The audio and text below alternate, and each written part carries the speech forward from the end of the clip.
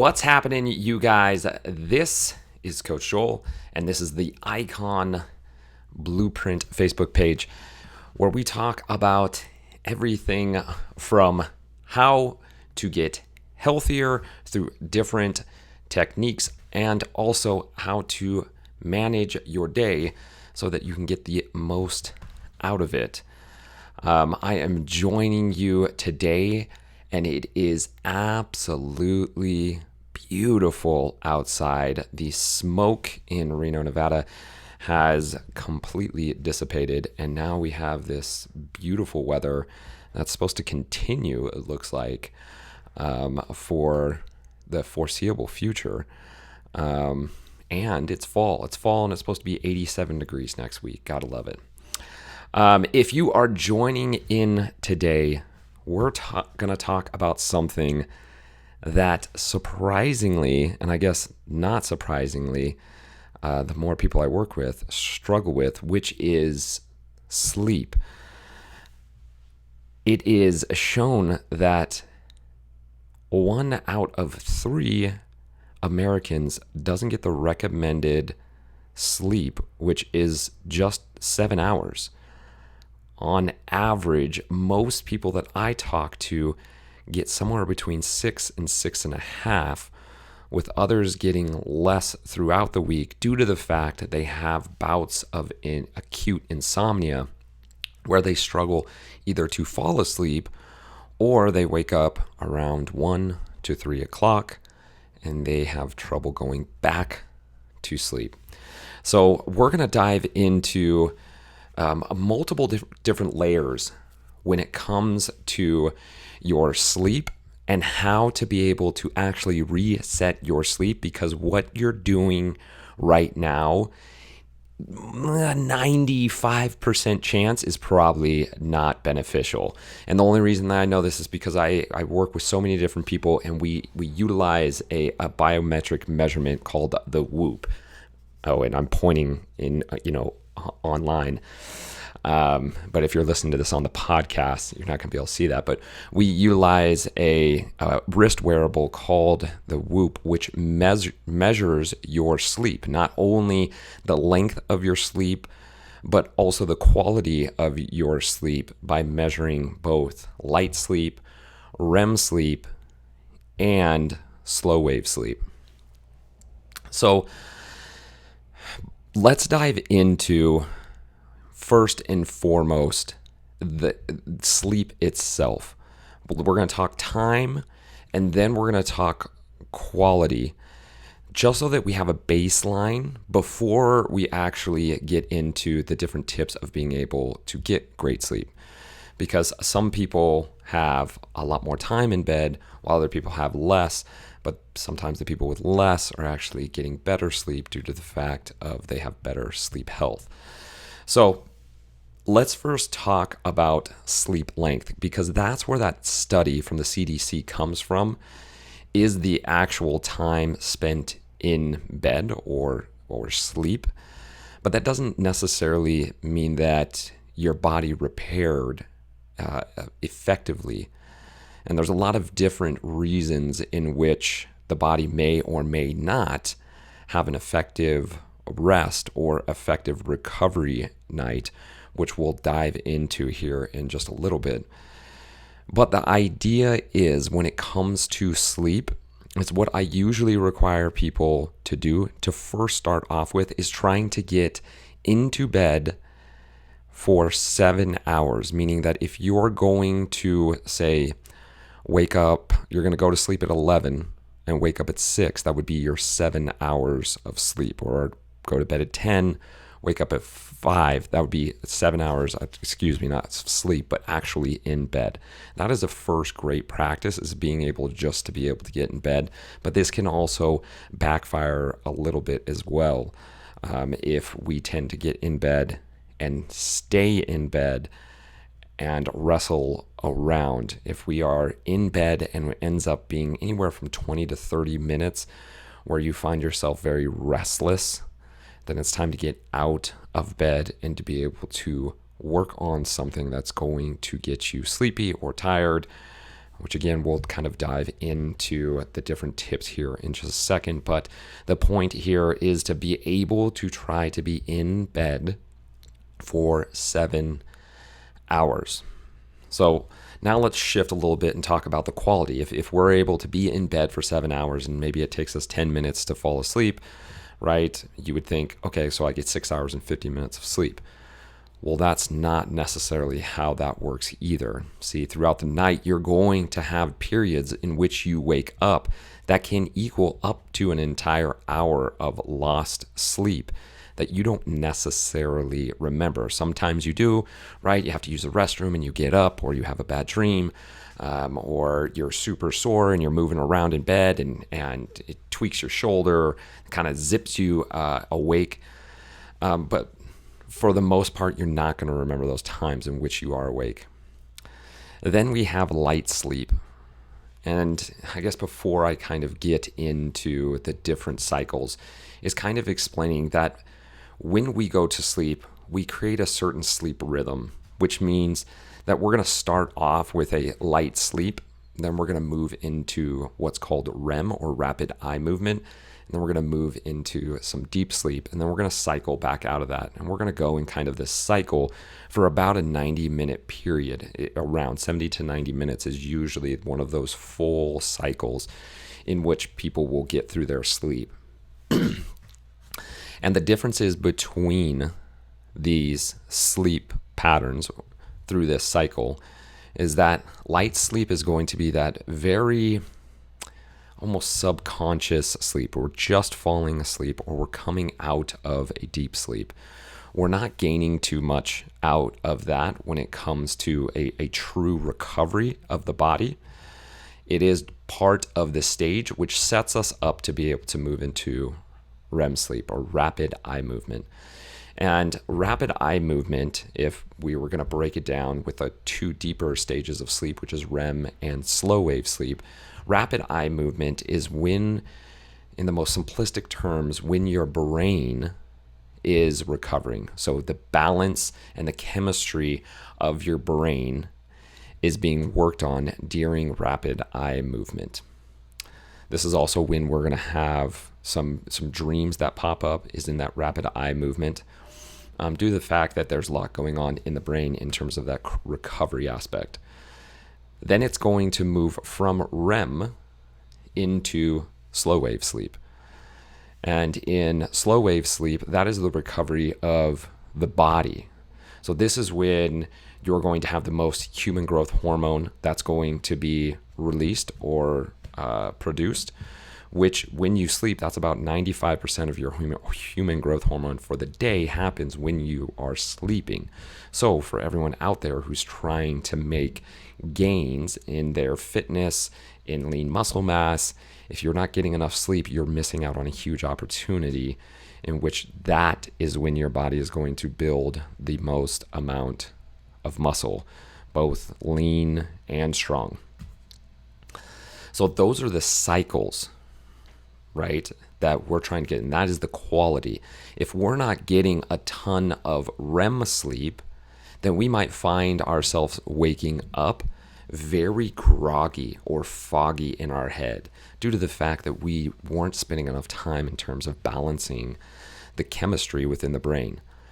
If you don't spend enough time in slow wave sleep, you might find that your body continues to be sore, or you continue to have these aches and pains in your joints in terms of your shoulders, knees, hips, back, that can't seem to go away due to the fact that there's not a sufficient amount of slow wave sleep. So if we've now covered the amount of time we're supposed to be in sleep, and then the quality that we're supposed to have, why is it that so many people struggle and suffer from getting a lack of quality sleep? Well, the very first thing that I tell everyone when it comes to being able to reset or start getting a higher quality and quantity of sleep is sleep consistency. This means going to sleep and waking up at the same time every single day, including Saturdays, and Sundays. And this is where it kind of goes wacky. And you're going to understand this if you've ever jumped on an airplane and headed over a multitude of time zones, say from San Francisco to Boston, Massachusetts. There's a big time difference, and you lose some time flying from San Francisco over to Boston. Well, this is what happens if our sleep consistency is off on the weekends. And let me paint the picture. Often, with most people I work with, they usually try to get up early due to the fact that they want to get a workout in, or they want to get their day going, or they just need to take their kids to school, or whatever the case may be. They're trying to be able to have some time. And so they get themselves up early in the morning. On the weekdays, Monday through Thursday, it's no problem. I get to bed, put the kids down, whatever the case is, and I'm usually to bed 9:30, 10 o'clock. It could be 11 or 12, depending on how you sleep. And then you wake up early in the morning. Well, then Friday comes around, and what you end up doing is going, oh, sweet. I could sleep in tomorrow, Saturday. I could sleep in, right? And I could sleep in on Sunday. Well, we tend to sleep in much later than we should. So if we're usually getting up at, say, 5, and we're not waking up until 7 or 7:30, sure, it feels good to sleep in. And then if we repeat that on Saturday, what we start doing is we start messing with our sleep timing. So what ends up happening is that you basically take a trip from San Francisco all the way over to Boston due to the fact that you've now changed your sleep cycle on the weekend. So then when Sunday comes around and you know you need to get to bed at 9:30, you don't find yourself that tired due to the fact that you don't have something called sleep pressure. And sleep pressure is that build up of the need for sleep. So that groggy feeling, or again, that fogginess you may feel in your head around that afternoon time or evening time, that is the build up of sleep pressure, which we want to be able to get us into bed, to fall asleep, and to start a great sleeping cycle. But the longer that we sleep, the more that we empty that sleep pressure. And if we find ourselves waking up much later in the day, particularly on the weekends, we are diminishing that sleep pressure. And even though it feels good, we feel rested, we now are going to have a really difficult time getting ourselves to sleep on Sunday, which then affects the rest of the week. And this data proves it with my clients who have the Whoop. I will see a lot of my clients on Saturday and Sunday have longer sleep, but then Monday is an atrocious night of sleep. Tuesday's not much better. Wednesday starts becoming a little bit better, and then Thursday becomes normal before they come back to Friday and they mess it all up once more. So what we end up doing is we start creating this really cyclical pattern of messing with what is called our circadian rhythm. And our circadian rhythm is basically this internal biological clock in our brain that tells us when to release the appropriate hormones, such as melatonin for sleep and cortisol for the day. And when this circadian rhythm starts getting thrown off due to the fact that we're going to sleep and waking up at random parts of the day, then it starts throwing off those hormones and when they should be released. And so if we start having our hormones start going wacky, we might find ourselves being more fatigued in the afternoon due to the fact that our cortisol levels, and our cortisol is basically, think of it like your gas pedal, and your melatonin is the brake on a car, where your melatonin is going to put you to sleep, right? And your cortisol is going to wake you up. Our cortisol is supposed to be the highest in the morning around 8 o'clock, and then will continue to fade off throughout the day. But if our cortisol levels are off due to the reason that our circadian rhythm, our 24-hour biological clock, is now off, then we are going to find ourselves being fatigued at times we shouldn't be fatigued and awake at times we shouldn't be awake, like that 1 o'clock to 3 o'clock wake up call. And if you are one of those people that knows that wake up call, next time you wake up, if you don't already know, take a look at the clock, and it's most likely going to say anywhere between 1 and 3. That's because we're getting early rising levels of cortisol due to the fact that our circadian rhythm is all funky and whacked out. So, how do we fix this? How do we end up getting the best nights of rest? Well, it's gonna take some time, and there is a multitude. I could do episode after episode after episode, and if we have to, I will, on how to get better sleep. But your homework or your actionable step for you to be able to take is to first find out if you are a morning person or an evening person. And if you don't know if you're a morning person or evening person, I am going to leave a link that is a PDF that you can either print out or you can just write down your answers on a piece of paper.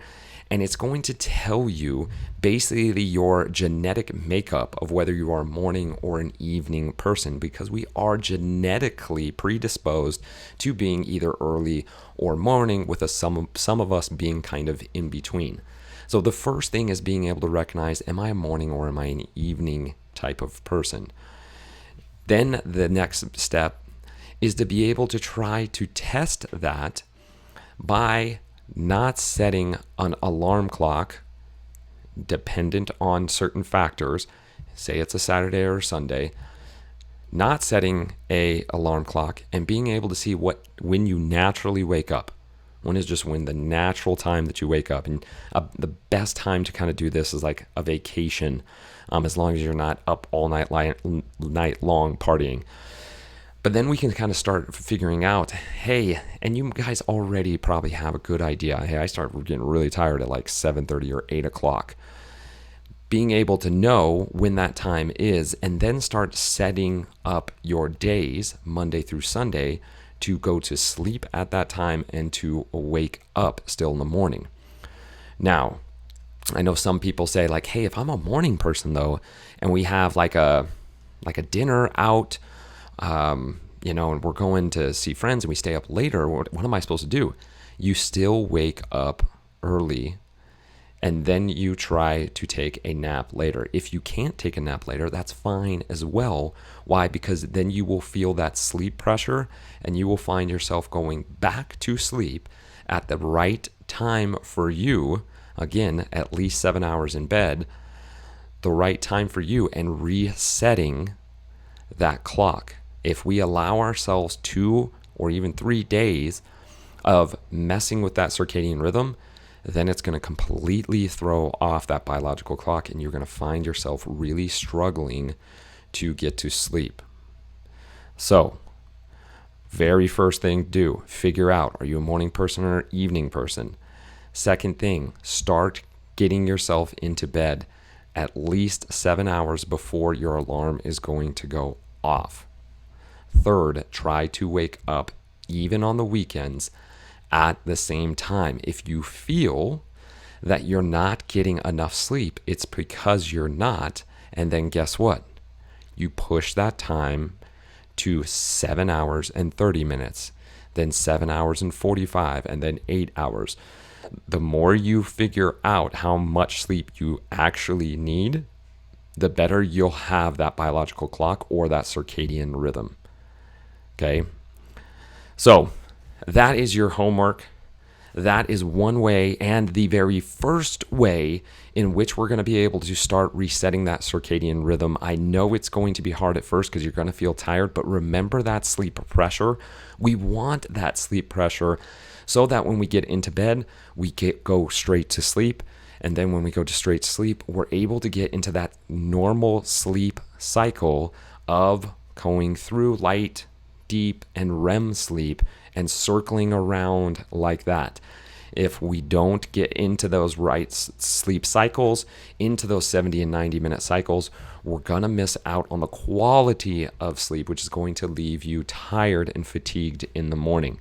The better these cycles become, the more balanced out your hormones will also become, meaning that your melatonin will come on at the right time for you to go to sleep, and your cortisol levels will come on and shut off at the right time, so that throughout the day you have the proper amount of cortisol and not the improper amount, which we have talked about before. Too much or excessive amounts of cortisol can lead to weight gain. And for a lot of us, it is the culprit to our weight gain, or what is keeping us from losing that extra weight is just that extra stress and that cortisol. So we need to be very, very aware of that. If you are interested in tracking the quality of your sleep, please reach out to me. I have a link in which I can send you for a Whoop, the Whoop wearable, where you can start tracking your sleep. This is the most accurate sleep device out there.